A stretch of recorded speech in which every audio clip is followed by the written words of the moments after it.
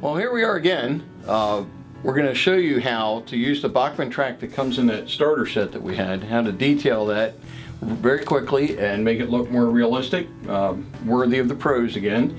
The first thing we're going to do is take a Tester's marking pen. It's a rust stock side, it's a rail brown. What we're going to do is paint the inside of the rail. Don't worry about getting it on the tie plate heads.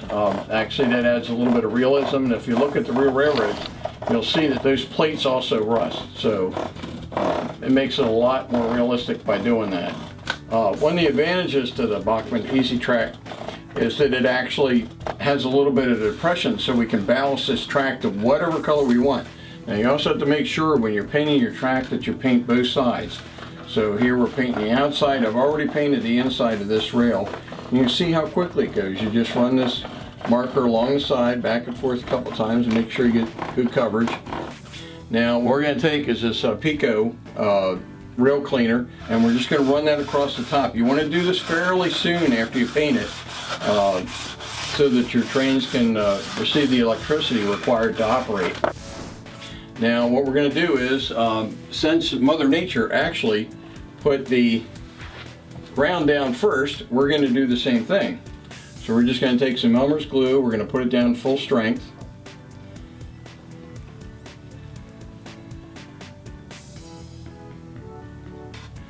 Put it on both sides of the track.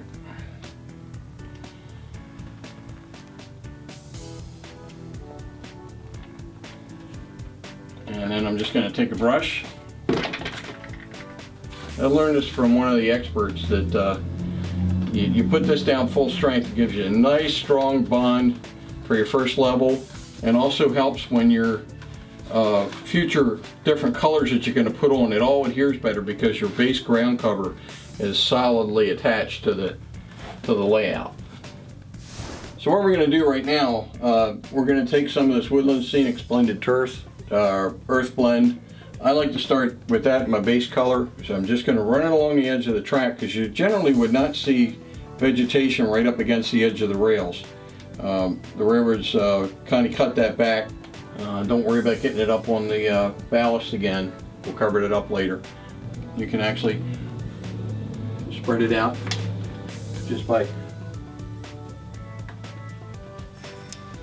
blowing it across, and it'll actually stick. But we're going to fill this in with other colors. So this is a good, nice, basic color to put down as your base. Well, I don't have to be as accurate here as I am along the track, so I'm just going to spread this out like that. Also, now we're going to come back with a green blend of the same thing.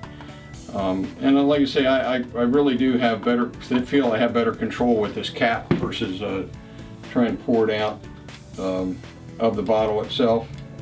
We're just going to spread this around, not so close to the tracks. As we get farther away from the tracks, we can actually make that a little heavier if we wish. In just a few minutes here, after we get numerous different layers on here, and we'll come back with a scenic glue and glue this stuff down. So I'm also thinking maybe use a fine turf soil, put it along the tracks just for a little bit of variation of color. This is really good if you have a farm. This soil color is very good for that. You can push this down with your fingers if you wish, just to give you a little variation of color here and there. You do things like that. Just sprinkle it randomly around. We'll come back with a color called Weeds. It seems like the more colors you have, the more realistic it's going to look. So we'll just come back with a few weed color pieces in here, and then also you want to change the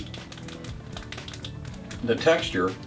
So we can come back with this is a coarse turf that's also made by Woodland Scenics, and we're just going to spread that around. A couple different colors of this work real well too.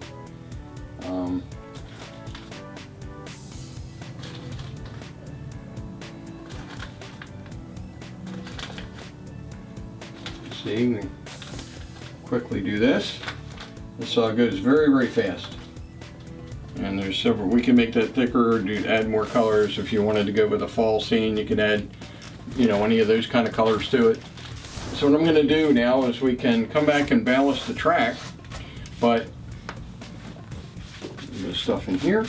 What I'm going to do in this case is I'm going to take a little bit of Elmer's glue and put it on the sides. The ballast isn't going to stick on the side of the rails or on the side of this unballasted track very well. So what I like to do is put a little bit of glue along the edge here.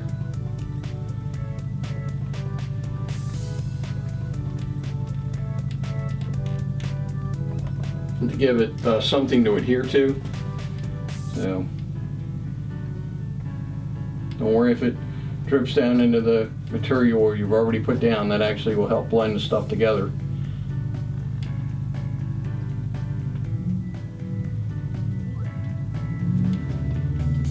And now I'm going to use a material, a company called Highball makes a material of ballast. In this case we're going to use the N scale version of it. And I'm just going to sprinkle this on the side.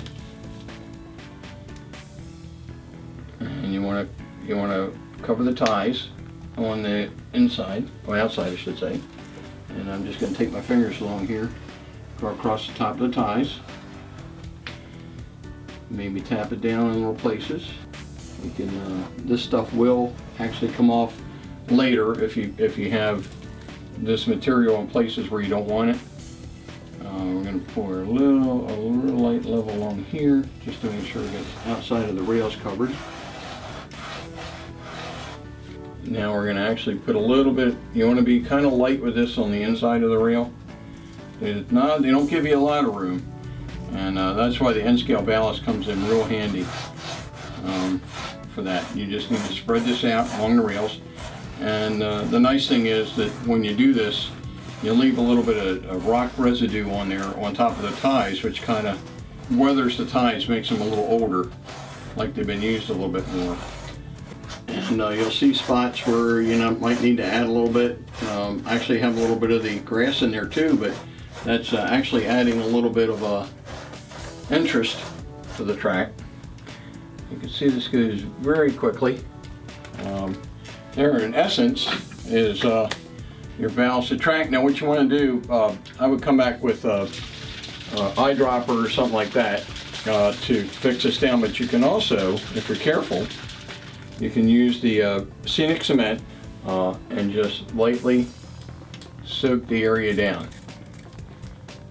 You'll come back later with your track cleaner and clean the tops of the rails off again, but you want to kind of soak this area down so that all the ballast gets fixed. You can also use that on the other materials that you put down to make sure that they adhere to your basic scenery.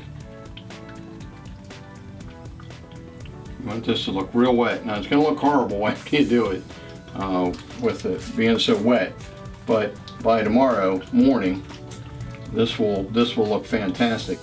Now we're going to come back and we have some Bachman trees here. What we're going to do is just open the package. So trying to twist it off, and it gives you a little bit of a nub right here.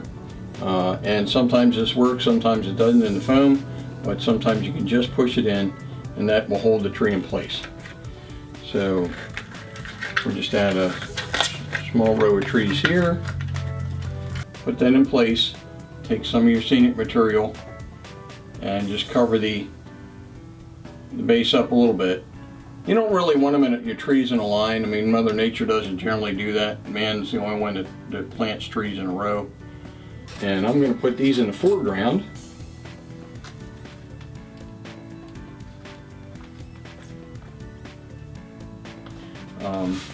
So as you can see, that's just kind of basic in how you can turn a piece of the Bachman Easy Track into something worthy of the pros.